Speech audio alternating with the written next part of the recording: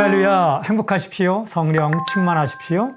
오늘 큐티 본문은 시편 27편 1절부터 14절까지입니다. 그 가운데 4절 말씀입니다.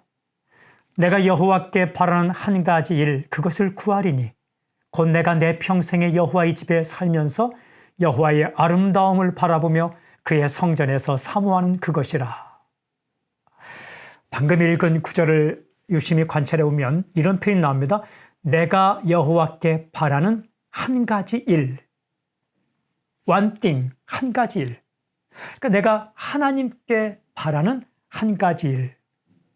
다른 무엇보다 중요한 일.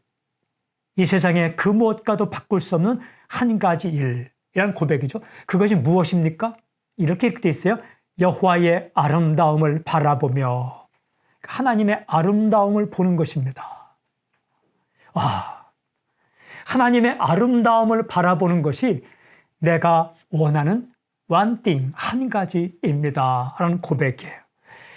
하나님은 참 아름다우십니다. 하나님의 생각이 아름답고 하나님께서 하신 사건, 일이 아름답습니다. 하나님의 방법이 아름답고 하나님의 뜻이 아름다우며 하나님의 계획이 아름답습니다. 다 살리는 거잖아요. 일으키고 회복시키는 거잖아요. 그러니까 그런 하나님의 아름다움을 보고 싶습니다. 이것이 원하는 한 가지다. 그리고 이렇게 됐습니다. 그의 성전에서 사모하는 그것이라. 예배 때마다 찾고 사모하는 것은 하나님의 아름다움을 보는 것입니다. 라는 고백. 오늘 메시지, 하나님의 아름다움을 바라보라. 하나님의 아름다움을 바라보라. 하나님의 아름다움을 바라보는 것, 이것이 다윗의 평생 소원이었고 다른 그 무엇과 바꿀 수 없는 한 가지 일이었습니다. 이것이 당신의 소원이 될 수 있길 바랍니다. 하나님의 아름다움을 보게 되면 하나님을 예배하지 않을 수 없습니다.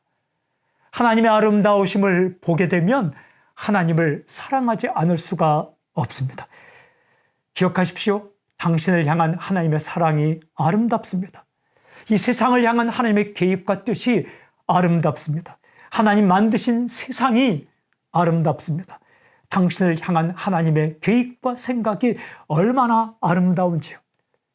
세상의 추악함을 경험하는 것보다 더 강력하게 하나님의 아름다우심을 보는 놀라운 사건이 오늘 있기를 바랍니다. 또한 일평생 하나님의 아름다우심을 경험하고 보고 전하고 고백하는 인생이 되길 바랍니다. 오늘 저 경기도 하나님의 아름다움을 바라보게 해주십시오.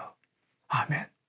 하나님, 세상의 추악함보다 나의 부족함보다 더 강력한 하나님의 아름다우심, 하나님의 생각, 하나님의 계획, 하나님의 방법, 하나님의 뜻, 하나님의 존재의 아름다움을 늘 바라보며 살게 해 주십시오.